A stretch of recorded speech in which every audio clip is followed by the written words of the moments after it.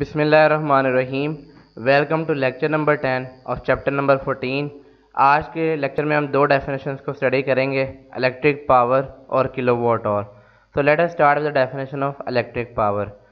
The amount of energy supplied by electric current in unit time is called electric power. I hope इससे पहले आपने 9th में पढ़ा होगा पावर के डेफिनेशन को। एनर्जी पर यूनिट टाइम को हम पावर बोलते हैं, तो ऑलमोस्ट वही डेफिनेशन है, लेकिन अब यहाँ पे जो एनर्जी है वो आम एनर्जी नहीं है, वो इलेक्ट्रिकल एनर्जी है। और टाइम के हिसाब से जितनी इलेक्ट्रिकल एनर्जी सप्लाई हो रही होती है उसको हम कहते हैं इलेक्ट्रिकल पावर। तो फार्मूला है इलेक्ट्रिकल पावर का, P is equal to electrical energy divided by time.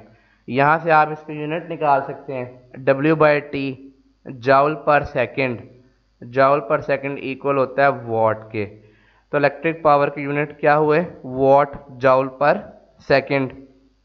तो अब हमने ज़रा फार्मूला निकालना है, थोड़ा सा करंट की फॉर्म में निकालना है, P is equal to W/T। तो हमें ऐसे लगता है कि ये मतलब कोई वर्क डन ओवर टाइम ही है। तो W is equal to QV, ये आपने पहले भी पढ़ा था, ये वर्क डन बाय चार्जेस है। W is equal to QV, charge multiply by voltage, वो वर्क देता है या वो एनर्जी देता है जो चार्जेस कर रहे हैं। तो W की जगह पे हमारे पास आ जाएगा QV/T।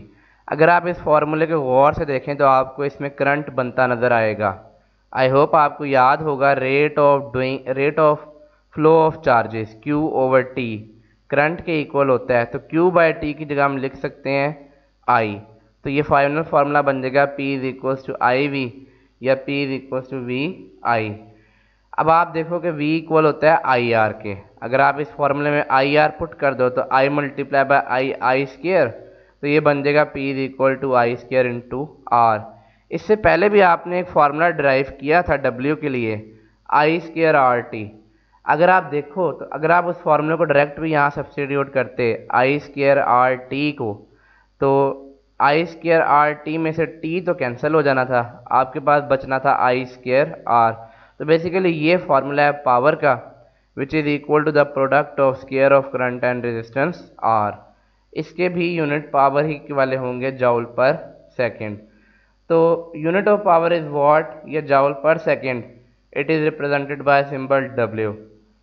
अच्छा, यहाँ पे मैं अब आपको बताता चलूँ कि जो हमारे घरों में डिवाइसेस होती हैं उसमें जो रेटिंग होती है वॉट्स में, असल में वो पावर की रेटिंग होती है। नेक्स्ट, इससे पहले कि हम अभी अगले टॉपिक पर जाएं, यहाँ पे मैं आपको बात बताना चाहता हूँ, वो यहाँ पे नहीं लिखी हुई, लेकिन आप अपने कॉपीज़ पे लिख लें, नोट कर लें। पावर के एक और यूनिट भी होते हैं हॉर्स पावर, जो ब्रिटिश यूनिट थे और पहले बहुत यूज़ हुआ करते थे ब्रिटिशर्स के ज़माने में, क्योंकि उनका दौर था, उन्होंने पावर के यूनिट बनाए हुए थे। तो 1 हॉर्स पावर इक्वल होता है 746 वॉट के। 1 horse power is equal to 746 watt. ये आप नोट कर लें कहीं पे भी, ताकि ये आपके काम आए। MCQ में बहुत जगह पूछा जाता है। अगली बात करते हैं किलोवाट आवर की। अच्छा, नाम से ऐसे लग रहा है कि ये पावर है। पहली बात तो मैं आपको ये क्लियर कर दूँ, ये पावर नहीं है, ये एनर्जी है। ऐसा कैसे है, यहाँ पर नोट करें, this is the unit of power kilowatt and और is the unit of time. आपके पास फार्मूला होता है P is equals to W/T। तो W किसके इक्वल होगा, PT के। तो ये पावर मल्टीप्लाई बाय टाइम ही है। तो power multiply by time W होता है, यानी कि एनर्जी होता है। तो ये बात आपको क्लियर होनी चाहिए, किलोवाट आवर पावर नहीं है, किलोवाट आवर एनर्जी है। तो हम देखते हैं किलोवाट आवर कौन सी एनर्जी है। Amount of energy delivered by a power of 1 kilowatt in 1 our is called kilowatt hour. अगर 1 घंटे में 1 किलोवाट पावर जो एनर्जी दे उसको हम बोलते हैं 1 किलोवाट आवर। तो इसको हम मैथमेटिकली इस तरह से लिख सकते हैं, 1 किलोवाट आवर, 1 किलोवाट इक्वल होता है 1000 वाट के, और 1 आवर इक्वल होता है 3600 सेकेंड के। तो 1 किलोवाट आवर किसके इक्वल होगा, 3600,000 वाट सेकंड के। अब वाट सेकंड किसका यूनिट है, जाउल का। कैसे पता चला, अगेन उसी फॉर्मूले से, P is equal to W/T, W is equal to PT। Power का यूनिट होता है वाट, टाइम का यूनिट होता है सेकंड। तो watt second is equal to work का यूनिट या एनर्जी का यूनिट, वो इक्वल होता है जाउल के। तो watt second is equal to joule. अब यहाँ पे अगर आप इसको देखें तो हम एक पावर इसको लेफ्ट साइड पे और मूव करवा लेते हैं, 10⁻⁻1 हो जाएगा, तो ये बन जाएगा 3.6 10⁻6 जाउल। तो आप इसको लिख सकते हैं 3.6 मेगा जाउल। इस टॉपिक के साथ एक और इंटरेस्टिंग फार्मूला जुड़ा हुआ है, वो भी देख लें। 1 किलो वॉट और, अब फ़र्ज़ करें हमें पावर दी हुई है वॉट में, तो सबसे पहली बात तो ये कि हमने इसे बनाना है किलो वॉट, तो इसको हम 1000 से डिवाइड कर देंगे। और अगर हमने किलो वॉट और बनाना है तो इसको हम और से मल्टीप्लाई भी कर सकते हैं। अब मैं आपको एक बात बताना चाहता हूँ, ये जो किलो वॉट और है इसके मतलब एक MCQs आता है, किलो वॉट और is the unit of electricity, commercial unit of electricity. इस बात का क्या मतलब है, आपके घरों में जो बिल आता है बिजली का बिल, उसने जो कहा होता है कि इतने यूनिट थे, 200 यूनिट थे, 300 यूनिट थे, वो असल में किलोवाट आवर को कैलकुलेट कर रहा होता है। वो किलोवाट आवर को कैसे कैलकुलेट कर रहा होता है, वो देखता है कि इस बंदे ने कितने किलोवाट कितने घंटे तक इस्तेमाल किए हैं, तो उस तरह से यूनिट निकालता है। असल में आपके जो घरों में बिजली का बिल आता है वो एनर्जी को मैयर करता है, वो वोल्टेज या करंट को मैयर नहीं करता। तो हम देखते हैं कैसे मैयर करता है, तो वो मैंने आपको बता दिया वैसे कि एक यूनिट किसके इक्वल होगा, 1 किलोवाट आवर। मतलब अगर 1 किलोवाट आवर 1 घंटे तक इस्तेमाल किया तो वो 1 यूनिट है। अगर 2 किलोवाट आवर 2 घंटे तक इस्तेमाल किया तो ऑब्वियसली वो 2 यूनिट है। अगर 3 किलोवाट 6 घंटे तक इस्तेमाल किए तो ऑब्वियसली वो 18 यूनिट बनेंगे।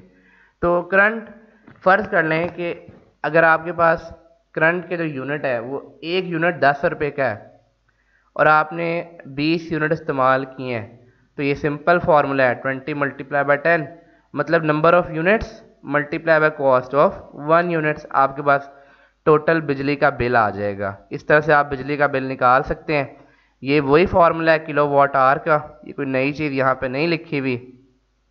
आप इसको समझ सकते हैं कि आपने इतने वॉट इतने घंटे तक इस्तेमाल किया और उसको 1000 से डिवाइड कर दिया ताकि ये किलोवाट पे कन्वर्ट हो जाए, और ये एक यूनिट की बिजली का बिल था। डियर स्टूडेंट्स, आप फ़र्ज़ करें कि आपके पास एक बल्ब है, येलो बल्ब 100 वाट का, और आप उसको इस्तेमाल करते हैं 5 घंटे तक, तो यहाँ पे आएगा 100, यहाँ पे आएगा 500/1000।